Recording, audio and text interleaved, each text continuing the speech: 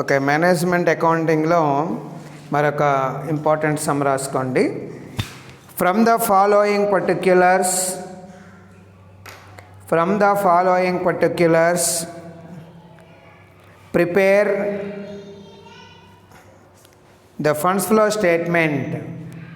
ఈ క్రింది వివరాల నుండి నిధుల ప్రవాహ నివేదికను తయారు చేయండి. సో వివరాలు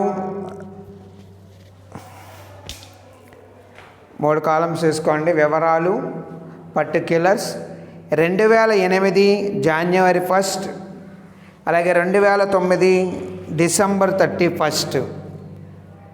2008 జనవరి 1, అలాగే 2009 డిసెంబర్ 31. వివరాల్లో రాసుకోండి. క్యాష్ నగదు 2000, 1800, 1800. డిబెంచర్లు డెటార్స్ రుణగ్రస్తులు 17,500, 19,200. సరుకు 12,500, 11,000. Stock 12,500, 11,000. Land 10,000, 15,000.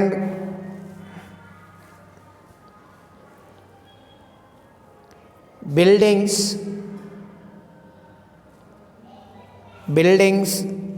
25,000, 27,000. 25,000, 27,000. Machinery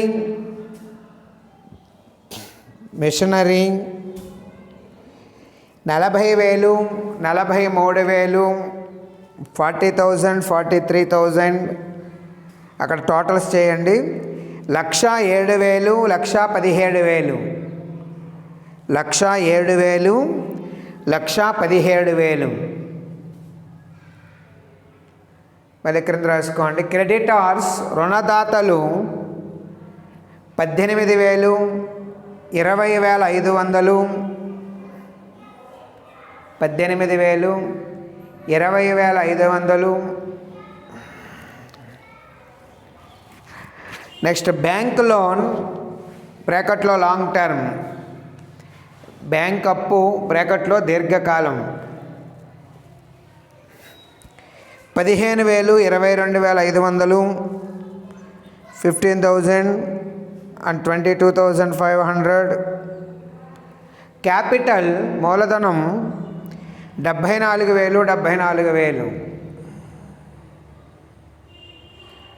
total 1,07,000, 1,17,000.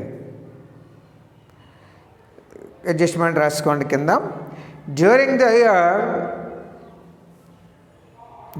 The year drawings by the proprietor for personal use amounted to rupees 13,000. ప్రస్తుత సంవత్సర కాలంలో యజమాని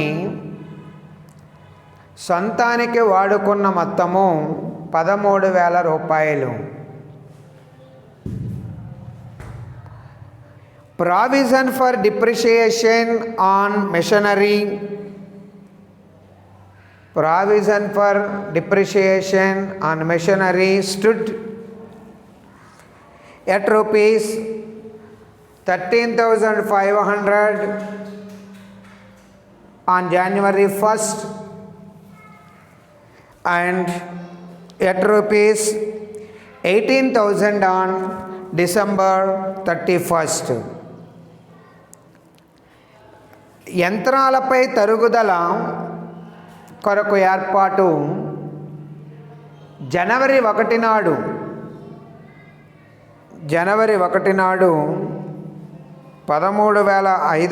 రూపాయలు 13,500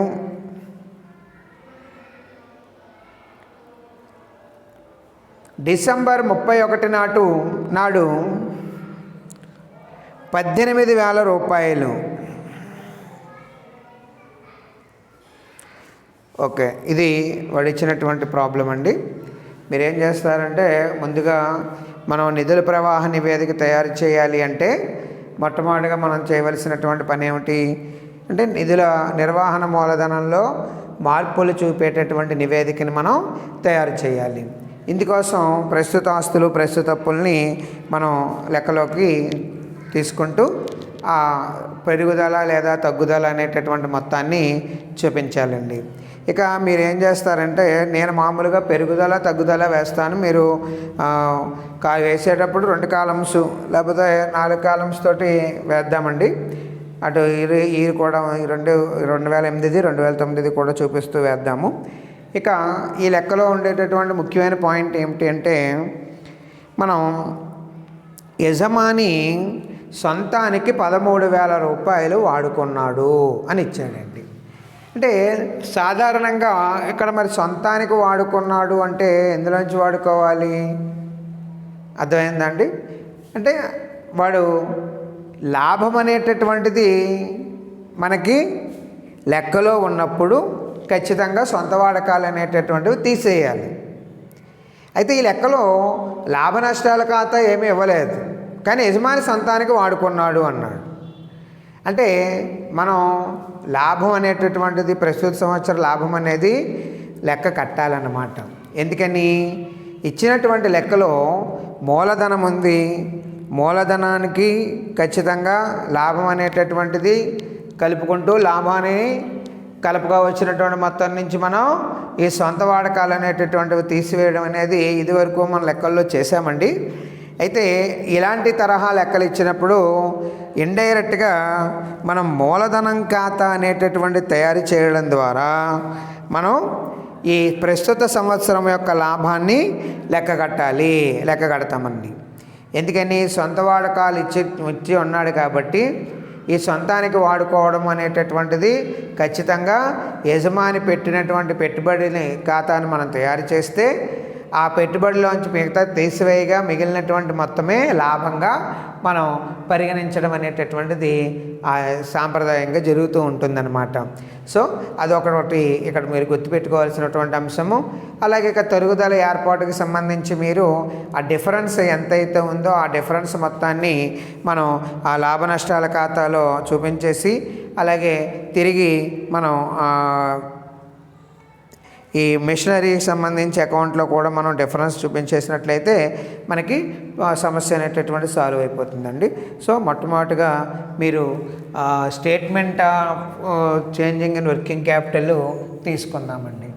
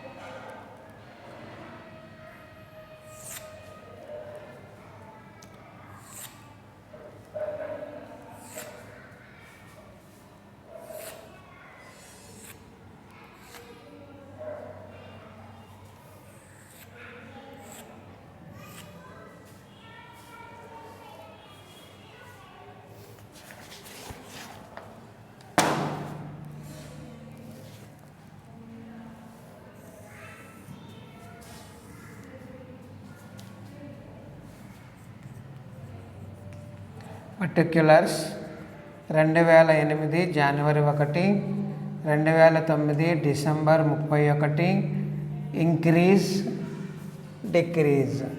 మీరు ఓన్లీ 2 ఐటమ్స్ తీసుకున్న ప్రాబ్లం లేదని చెప్పాం మనం. మొట్టమొదటిగా కరెంట్ అసెట్స్. ఇచ్చినటువంటి లెక్కలో కరెంట్ అసెట్స్ ఏమున్నాయండి? ఒకటి క్యాష్. ఎంత ఇచ్చాడు మనకి క్యాష్?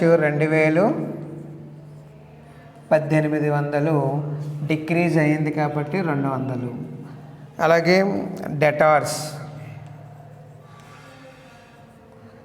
రుణగ్రస్తులు 17,500 19,200 పెరిగిందండి. ఎంత పెరిగింది? మనకి 1700 పెరుగుదల కనపడింది. నెక్స్ట్ స్టాక్ సరుకు ఎంత ఇచ్చాడండి?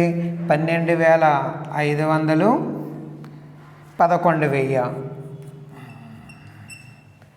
మనకి తరుగుదల అనేది 1,500 కనపడింది. వీటిని ఆస్తులు టోటల్ చేసేయండి.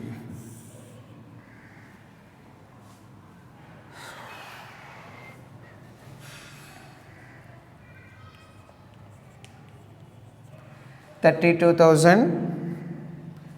ఇది కూడా మనకి చూడండి 32,000. ఇవి total assets. Next current liability.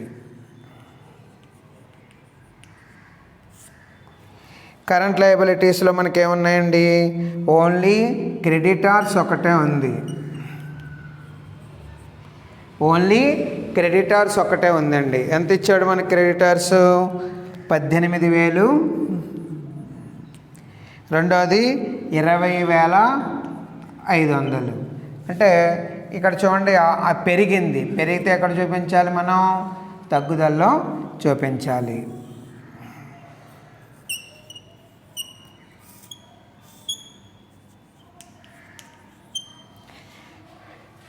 దీన్ని మనం టోటల్ కరెంట్ లయబిలిటీస్ బ్రాకెట్లో B. Next working capital.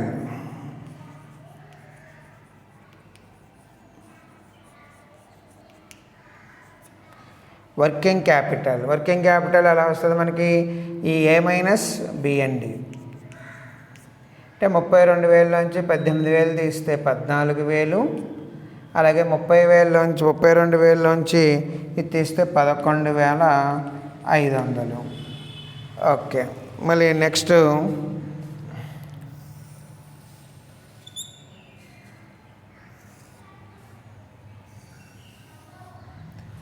Net increase or decrease అనేటటువంటిది మనకి సాధారణంగా ఇదే ఎక్కువ ఉంది. చూడండి ఎంత వచ్చిందండి? 2,500 1,500 అంటే 3 4,200 ఉంది.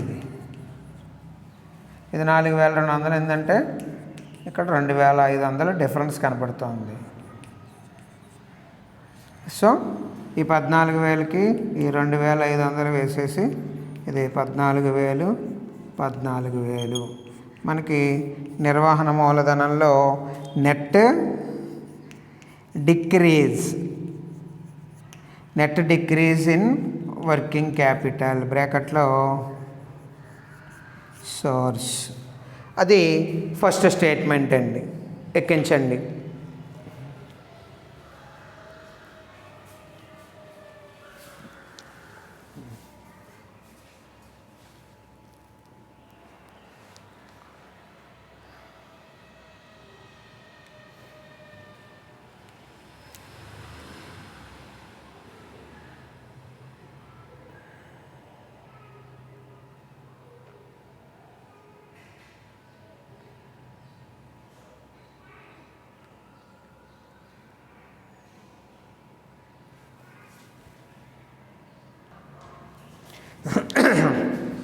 Next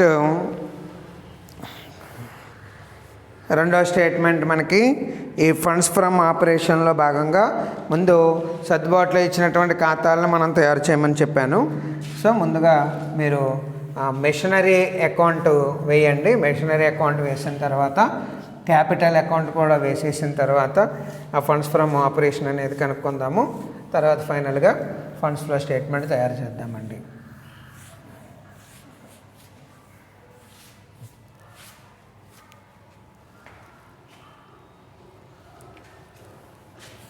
next machinery account.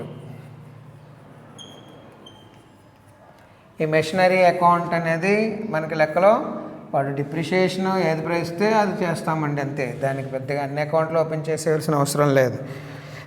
ఇక్కడ మెషినరీకి చూస్తే టు బ్యాలెన్స్ బ్రాడ్ డౌన్ తెచ్చిన నిల్వ ఎంత ఇచ్చాడండి మనకి? 40,000.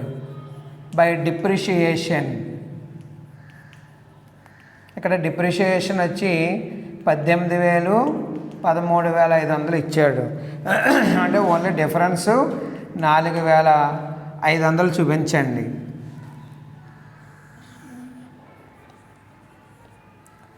బై క్లోజింగ్ బ్యాలెన్స్ అండి, బ్యాలెన్స్ క్యారీడ్ డౌన్ ఎంత ఇచ్చాడు మనకి? బ్యాలెన్స్ క్యారీడ్ డౌను 43,000 ఇచ్చాడండి. సో డిఫరెన్స్ ఎంత ఉందో చూడండి.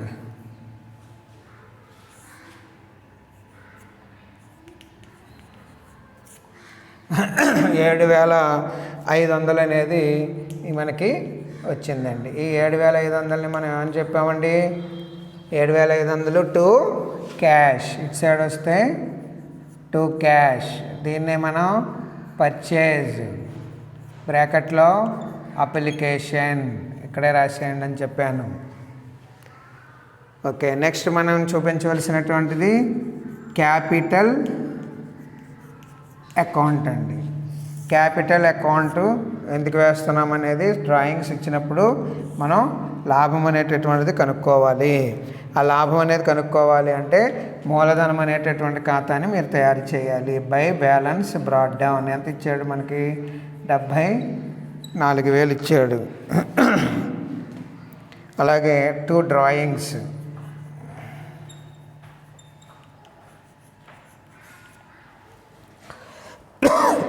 $13,000. ఇక్కడ 2 balance carried down. 2 balance carried down వచ్చి ముగింపు మూలధనం ఎంత ఇచ్చాడండి మనకి? ఇక్కడ క్యాపిటల్ అని చెప్పి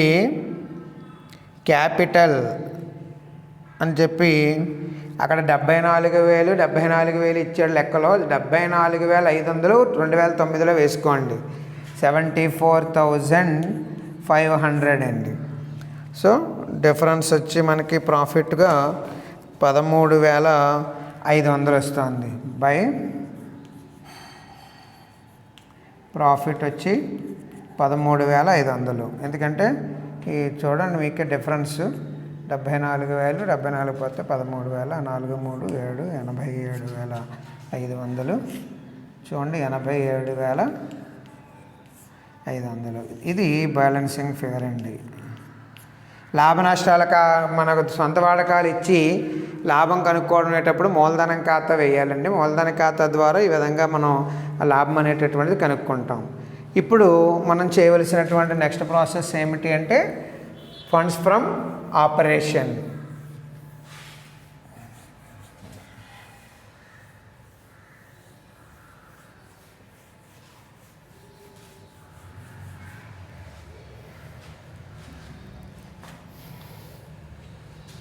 రెండవది వచ్చి ఫండ్స్ ఫ్రమ్ వ్యాపార కార్యకలాపాల నుండి వచ్చినటువంటి నిధులను కనుగొనుట. Funds from operation. ఈ వ్యాపార కార్యకలాపాల నుండి వచ్చినటువంటి నిధుల్ని కనుక్కోవడానికి మనం తయారు చేసేటటువంటిది ఏమిటి అంటే ప్రాఫిట్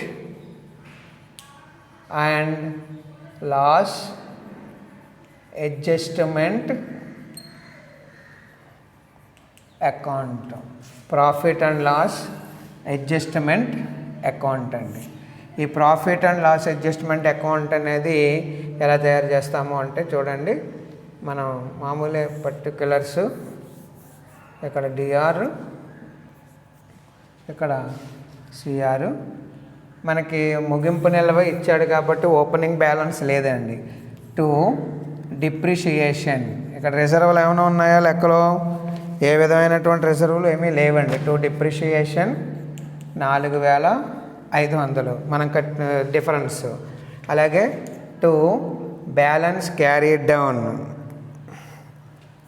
2 బ్యాలెన్స్ క్యారీడ్ డౌన్ లేదా క్లోజింగ్ బ్యాలెన్స్ ఎంత వచ్చిందండి? మనం లాభం కట్టాం కదా 13500. ఇది వచ్చి టోటల్ ఇంకే విధమైన ఇన్ఫర్మేషన్ లెక్కలో లేదు. దీన్ని మనం ఈ మొత్తం నిల్వని బై ఫండ్స్ ఫ్రమ్ ఆపరేషన్ అని చెప్పి బ్రాకెట్లో సోర్స్ అని చెప్పి 18000 చూపిస్తామండి. ఈ విధంగా ఈ ఫండ్స్ ఫ్రమ్ ఆపరేషన్ అనేది మనం చేయాలి. ఎక్కించండి. ఫండ్స్ ఫ్రమ్ ఆపరేషన్ వచ్చి 18000 రూపాయలు వచ్చిందండి. దాన్ని సోర్స్ కింద మనం చూపించాలి.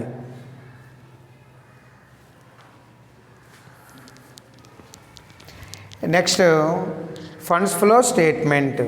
ఈ ఫండ్స్ ఫ్లో స్టేట్మెంట్ అనేది మనం సోర్సు అప్లికేషన్ ఆధారంగా మనం తయారు చేస్తామండి.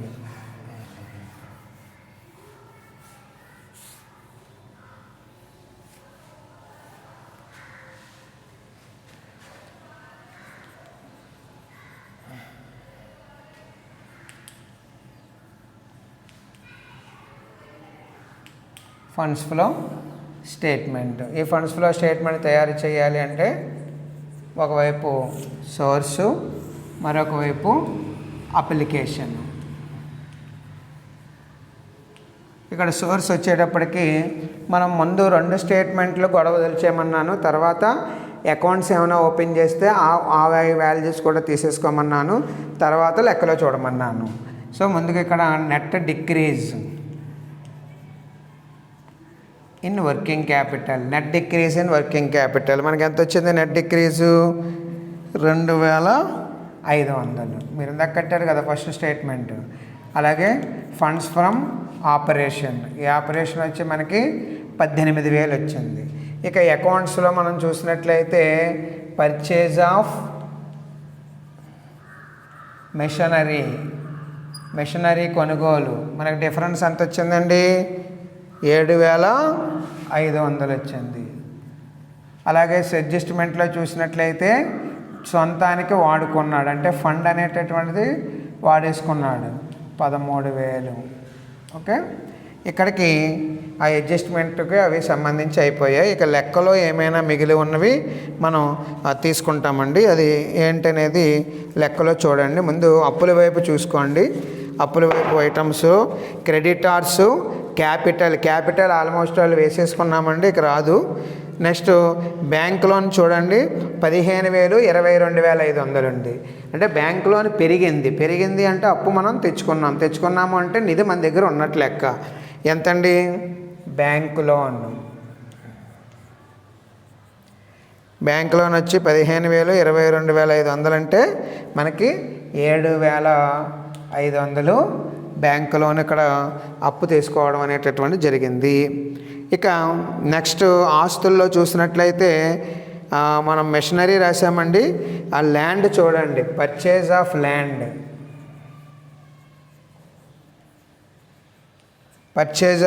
వచ్చి ఎంతండి? 5000. ఆస్తి విలువ పెరిగితే కొనుగోలు చేసినట్టు లెక్క. అలాగే బిల్డింగ్స్ కూడా మనకి 2000 పెరిగాయండి. అర్థమైందా? Buildings appreciation. అలాగే పర్చేజ్ ఆఫ్ బిల్డింగ్స్ ఎంతండి? ఇది 2000. అవి కూడా బిల్డింగు పెరిగాయి. ఇంకే విధమైనటువంటి ఆస్తులు మనం ఆ లెక్కలో అప్పులు కానీ ఆస్తులు కానీ ఇంకేమీ కూడా లేవండి. సర్దుబాటులో ఇచ్చిన ఐటమ్స్ అన్నీ కూడా చూసాము. ఒకవేళ అన్నీ చూసేసిన తర్వాత ఇది ఫైనల్గా ఈ లెక్క మనకి టాలీ అయిపోవాలన్నమాట. ఒకవేళ ఏదైనా టాలీ అవ్వకపోతే ఎక్కడో మనం మిస్టేక్ చేసినట్లు లెక్క, అంతే. ముందు టోటల్ చేద్దామండి. 5, 5, 10, 8, 7, 15, 17, 1, 18, 28000. ఇది టోటల్ చూద్దాము.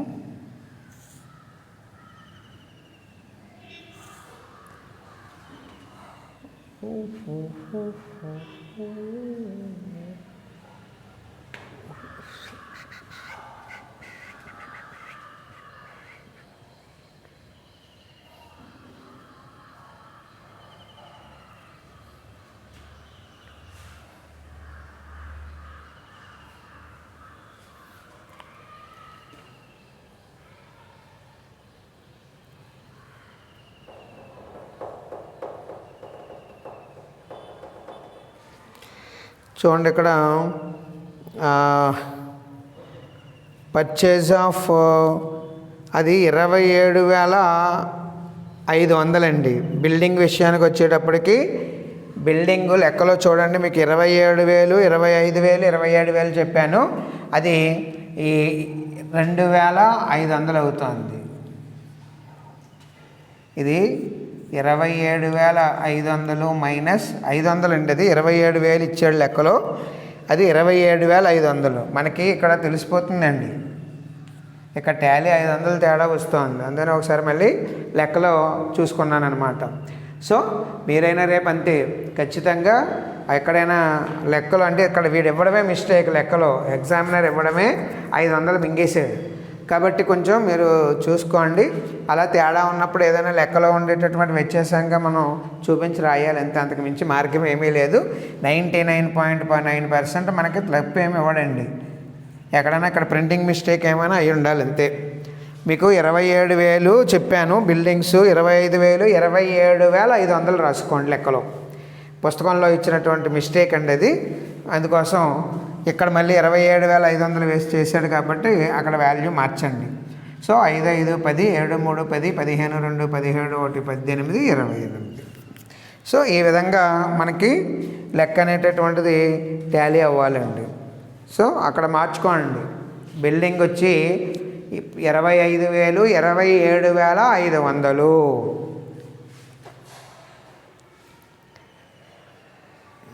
ఎక్కించుకోండి.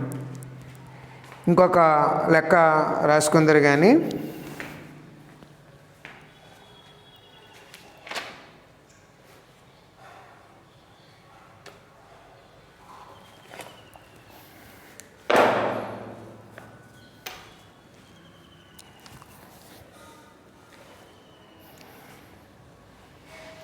ఇంక ఈ లెక్కలో ఏ విధమైనటువంటి అడ్జస్ట్మెంట్స్ ఇవ్వలేదండి.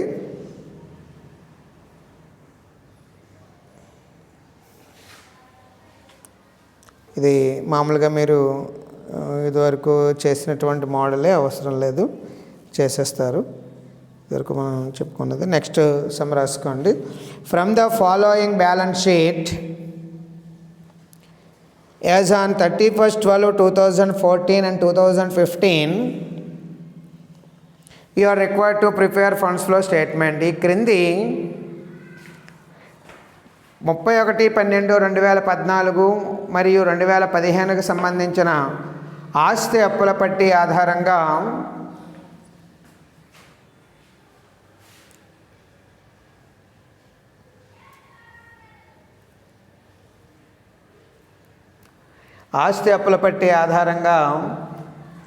నిధుల ప్రవాహ నివేదికను తయారు చేయండి.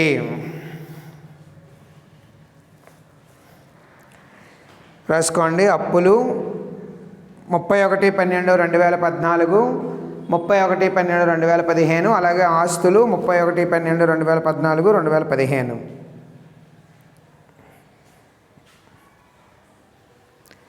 వాటా మూలధనం షేర్ క్యాపిటల్ 2,00,000, 2,50,000.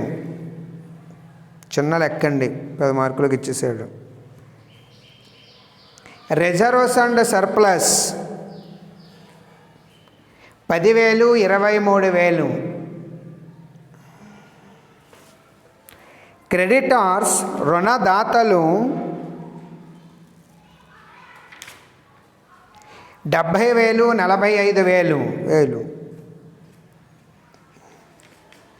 ఆస్తుల్లో నగదు 30,000, 47,000. 30,000, 47,000.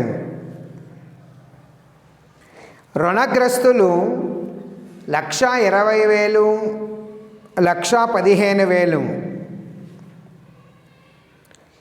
సరుకు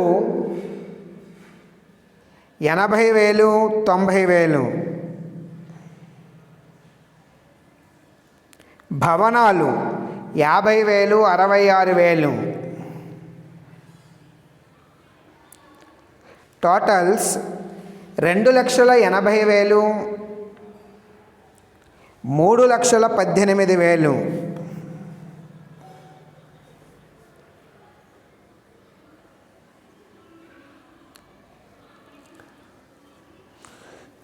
ఓకే, అడిషనల్ ఇన్ఫర్మేషన్ రాసుకోండి. Depreciation provided on buildings ₹14,000. భవనాలపై తరుగుదల ₹14,000. అలాగే రెండవది డివిడెంట్ పెయిడ్, చెల్లించిన డివిడెంట్ ₹10,000.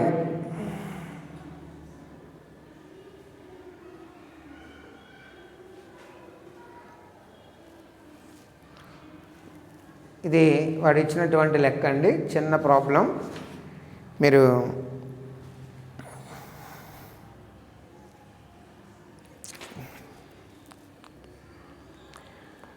చూడండి ఒకసారి లెక్కని చూసి. నేను ఈ వర్కింగ్ క్యాపిటల్కి సంబంధించి నేను చెప్తాను, మీరు ఆ గీతలు అవి కొట్టుకొని చూడండి.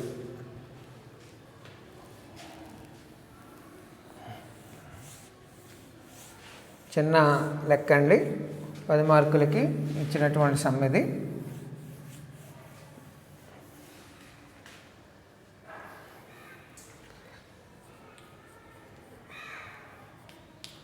Statement of changing in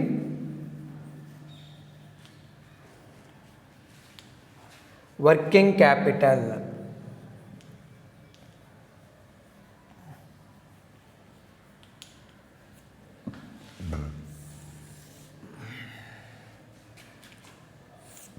particulars ఇక్కడ నేను ఓన్లీ ఇంక్రీజ్ అండ్ డిక్రీజ్ వేస్తున్నానండి. మీరు కావాలంటే మీరు వేసుకోండి, లేకపోతే వేసేస్తానండి. 2014, 2015,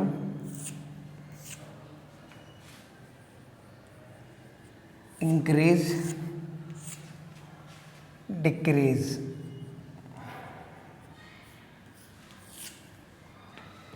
సో మొట్టమొదటిగా ఇక్కడ మనం తీసుకోవాల్సినటువంటిది కరెంట్ అసెట్స్. కరెంట్ అసెట్స్లో ఏమి ఇచ్చాడో చూడండి. ఒక్కొక్క ఐటమ్ చాలా చిన్న ప్రాబ్లం కాబట్టి చేసేద్దాం. క్యాష్ 30,000, 47,000, పెరుగుదల వచ్చి 17,000. ఓకే, నెక్స్ట్ డెటార్స్, రుణగ్రస్తులు 1,20,000, 1,15,000. తగ్గుదల వచ్చి మనకి ఆస్తి తగ్గింది కాబట్టి 5,000 ఇక్కడ చూపించాము. ఇక సరుకు స్టాక్ వచ్చి మనకి 80,000, 90,000. స్టాక్ వచ్చి 80,000, 90,000, 10,000 ఇంక్రీజ్ అయింది. దీన్ని టోటల్ చేసేయండి. 2,30,000, అలాగే 2,52,000. సో దీని టోటల్ కరెంట్ అసెట్స్ బ్రాకెట్లో ఏ. Next current liability. ఈ కరెంట్ లయబిలిటీలో మనకి ఒకే ఒక ఐటమ్ ఇచ్చాడండి, అదే రుణగ్రస్తులు. క్రెడిటార్స్ ఎంత ఉందండి? 70,000, 45,000. 70,000, 45,000. ఇక్కడ మనకి నిధి అప్పులు అనేటటువంటి తగ్గిందంటే మనం పెరుగుదలలో చూపించాలి అని మాట్లాడుకున్నాము. దీన్ని టోటల్ చేసుకోండి, ఇంతే ఉంటుంది కాబట్టి.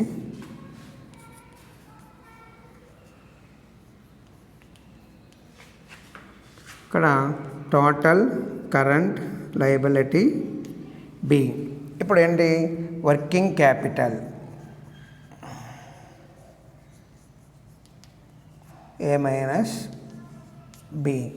ఈ 2,30,000లోంచి 70,000 తీసేస్తే 1,60,000. ఈ 2,50,000లోంచి 45,000 తీసేస్తే 2,07,000.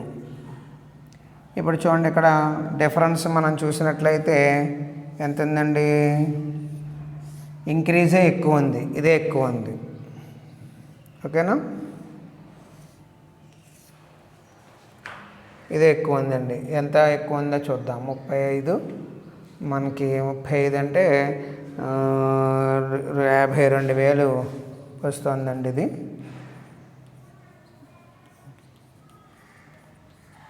52,000 అంటే 47,000 ఇక్కడ చూపిస్తుంది.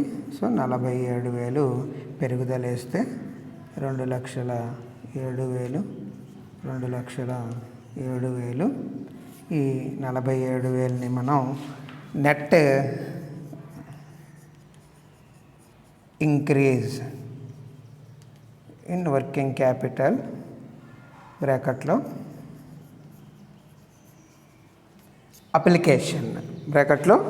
అప్లికేషన్గా చూపించండి. ఇది ఫండ్స్ ఫ్లో స్టేట్మెంట్లో థర్డ్ స్టేట్మెంట్లో తీసుకెళ్ళాలి.